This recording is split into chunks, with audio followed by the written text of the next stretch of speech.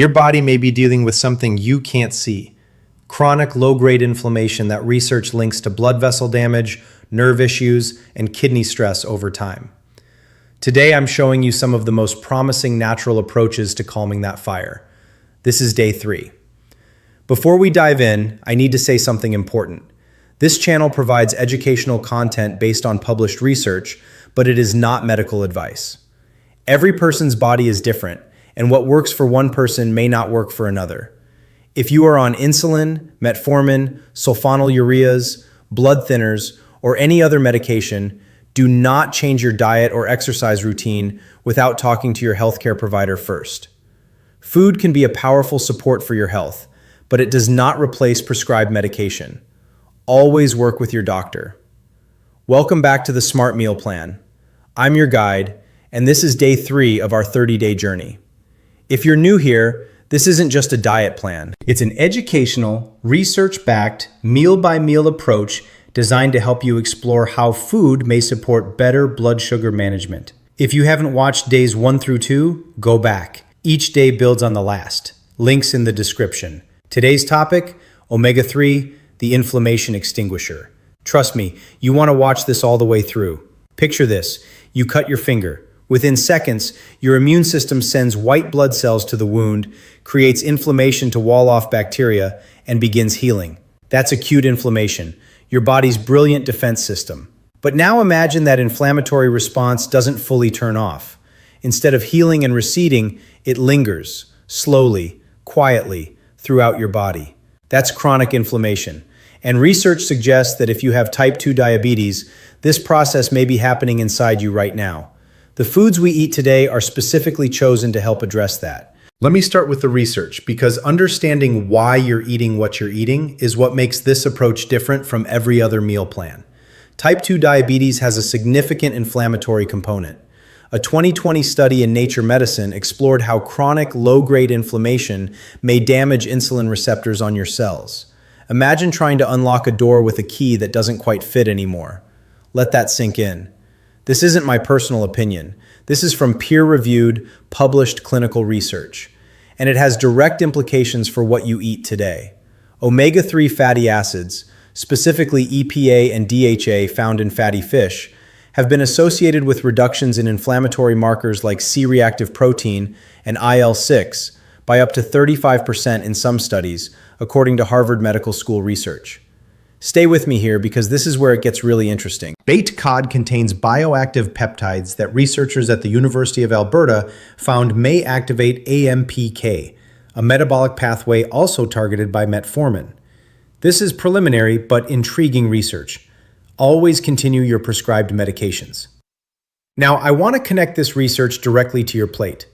Every ingredient in your meals was chosen with this science in mind. Nothing is random. Every bite is intentional. The average American diet provides an omega-6 to omega-3 ratio of roughly 15 to 1. Many researchers suggest a ratio closer to 2 to 1 may be more supportive of metabolic health. The research I'm referencing, Calder, 2020, Nature Medicine, omega-3 fatty acids and their role in reducing metabolic inflammation. Link in the description.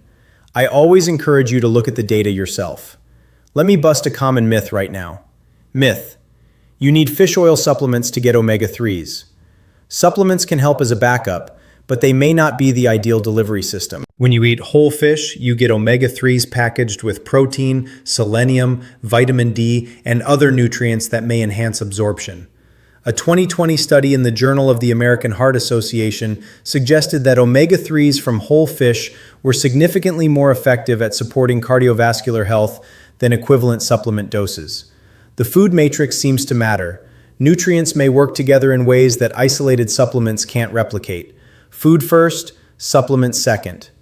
Algae-based omega-3 supplements are growing in popularity. They provide DHA and EPA without fish, and early studies suggest comparable bioavailability. Brands like Nordic Naturals' Algae Omega are leading options for those who prefer plant-based sources. Wild-caught cod and salmon are excellent omega-3 sources. If fresh fish isn't accessible, canned wild salmon is a budget-friendly alternative. A can costs $3 to $4 and provides a full serving of omega-3s. Spotlight: avocado. Unique among fruits because it's high in fat and virtually sugar-free. A single avocado provides about 10 grams of fiber, 485 milligrams of potassium, and glutathione, your body's master antioxidant. A 2019 study in Nutrients found that adding half an avocado to a meal was associated with reduced post-meal insulin and extended satiety. The monounsaturated fat in avocados may help improve insulin receptor function by integrating into cell membranes. All right, let's eat. Breakfast on day 3. Whole grain wrap with scrambled eggs, black beans, salsa, and avocado. This breakfast wrap is a thoughtful combination for blood sugar management. The scrambled eggs provide the protein foundation, about 12 grams. Black beans add plant protein plus fiber. This combination creates what some researchers describe as a double break on glucose absorption. The salsa provides lycopene from tomatoes, which is more bioavailable from cooked or processed tomatoes. And the avocado delivers fiber plus monounsaturated oleic acid that research associates with improved cellular insulin response. Every component may work together. The whole could be greater than the sum of its parts. Cooking tip: warm the whole grain tortilla in a dry pan for 30 seconds each side. This makes it pliable without adding fat. Scramble eggs on medium heat, pulling gently in large curds. Layer black beans on the bottom, eggs next, then salsa and avocado. Stop cooking when eggs are slightly underdone. Carryover heat finishes them perfectly.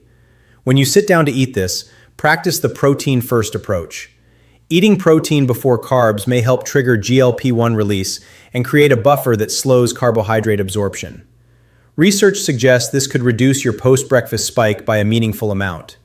If you're new to eating this way, don't stress about being perfect. Focus on making this one meal as described. One meal at a time, one day at a time. Every single meal has been designed with intention. Follow it and trust the process. Before we get to lunch, let me tell you about today's exercise. It's specifically chosen to complement the science we just discussed. Today's exercise: anti-inflammatory yoga flow. Best time? Evening, 20 minutes before dinner. Try this 20-minute sequence. Start with 5 deep breaths in child's pose. Move into cat-cow stretches for 2 minutes. Hold downward dog for 30 seconds. Do 5 slow sun salutations. Finish with 5 minutes of legs up the wall pose. The science behind this: yoga may help activate the parasympathetic nervous system, your rest and digest mode. Research suggests that when cortisol drops, your liver may reduce glucose output. A study in the Journal of Clinical Endocrinology found yoga practice was associated with reduced cortisol levels, which may indirectly support blood sugar management. Remember, exercise for people managing blood sugar isn't just about burning calories. It's about creating glucose disposal pathways. When you move, your muscles can absorb glucose from your blood through processes that may not fully require insulin.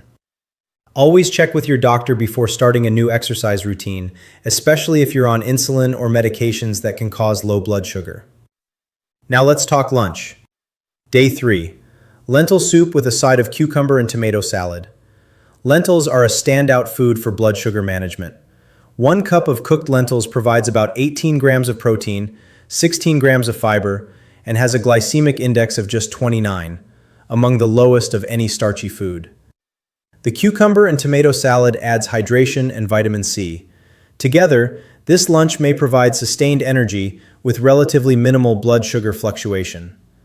Practical tip: eat slowly. Research suggests that fast eaters may have significantly higher diabetes risk than slow eaters.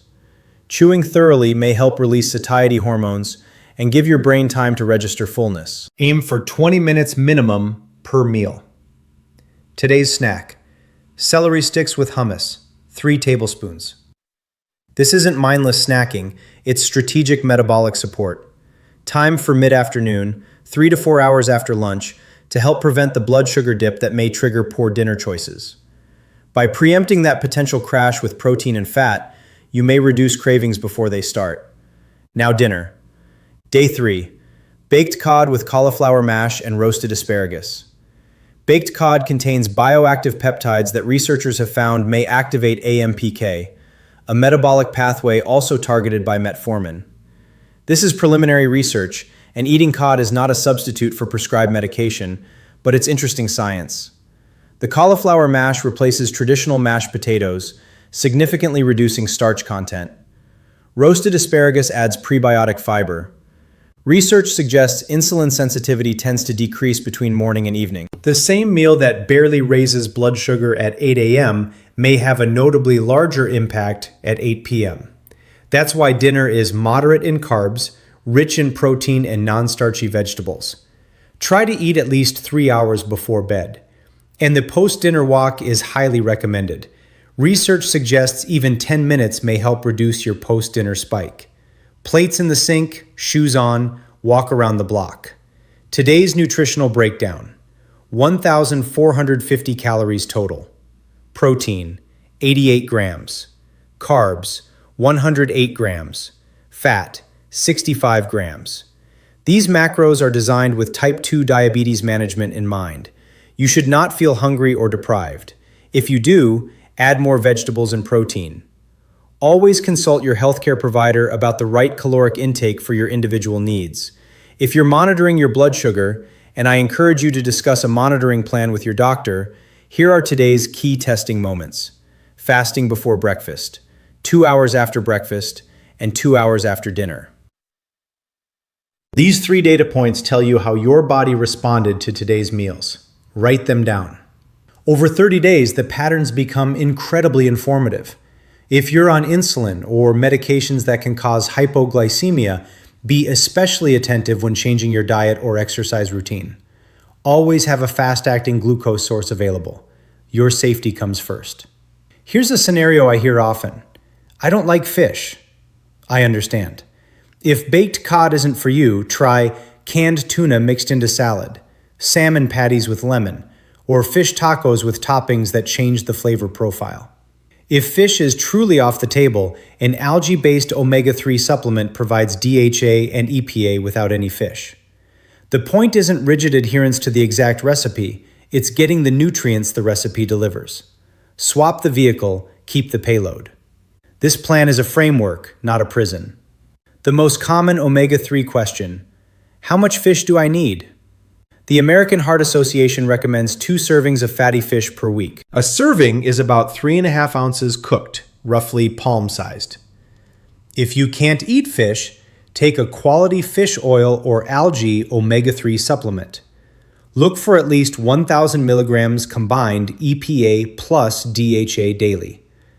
Store fish oil in the fridge to prevent oxidation. What to be mindful of today: vegetable oils high in omega-6, soybean oil, corn oil, sunflower oil, which may contribute to inflammatory imbalance. Fried foods. Deep frying creates compounds linked to inflammation and blood vessel stress. Processed deli meats contain nitrates and preservatives. Some research links to increased insulin resistance. Margarine. Some brands still contain inflammatory trans fats despite label improvements. You don't need to be perfect. You need to be consistent. Follow this plan most of the time, and you may see meaningful results. Every healthy choice is a deposit in your metabolic bank account, and those deposits can compound over time. Here's a practical step for today. Take stock of the cooking oils in your kitchen. Consider replacing soybean oil, corn oil, or vegetable oil blends with extra virgin olive oil for most cooking and avocado oil for high heat situations. Drop a comment about what changes you're making. Today's key points. Chronic inflammation appears to be a significant driver of type 2 diabetes progression, not sugar alone. Omega-3 fatty acids from fish are among the most studied natural anti-inflammatory compounds. The omega-6 to omega-3 ratio in your diet likely matters.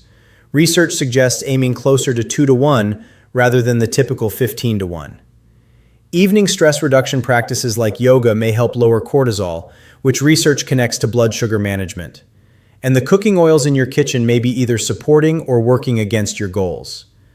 That wraps day 3. We went deep into omega-3 fatty acids, chronic inflammation, and diabetes complications, the research, why it matters for blood sugar, and how every meal today is designed around this science. Remember, everything I shared today is educational. Your body is unique. What works for one person may not work identically for another.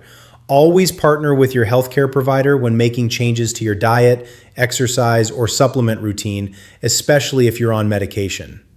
Day 4 is about to challenge how you think about protein. I'll share a study from Weill Cornell Medical College that found a specific protein timing strategy was associated with a 36% reduction in after-meal blood sugar spikes, just by changing when you eat your protein, not how much. This could be significant for you.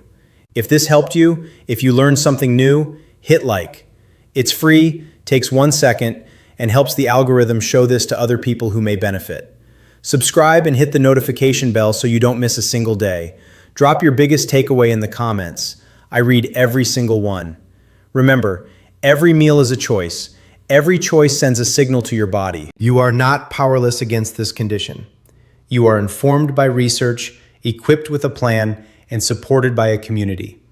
I'll see you tomorrow on day 4. Until then, eat well, move well, live well.